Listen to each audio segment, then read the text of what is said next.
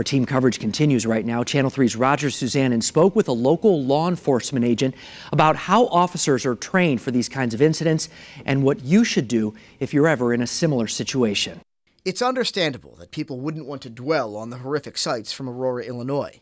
But law enforcement agents say you shouldn't ignore this latest mass shooting. Instead, try to learn from it. Time to think about what you're going to do in a crisis isn't when it's developing in front of you. Suffield Police Captain Christopher McKee says it's a good thing that children learn what to do during an active shooter situation through drills at school. But the truth is, their parents are much more likely to be the victims of a mass shooting.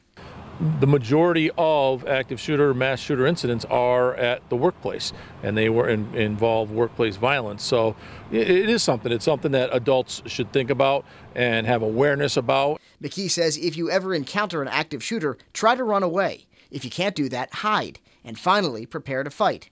Also, call 911 right away, because typically only police can bring these situations to a close. Generally what we see, individuals that are committing these heinous crimes, they're not going to stop. The rise in mass shootings has also impacted police departments.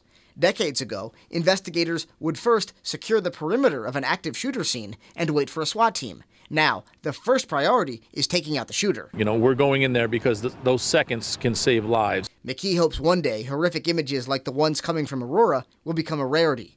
But until and unless that happens, remember, the public and police can't ignore them. Hopefully, we'll channel our grief and learn. Society changes, and as the law enforcement branch of government, we have to respond to that. Roger Suzanin, Channel 3 Eyewitness News.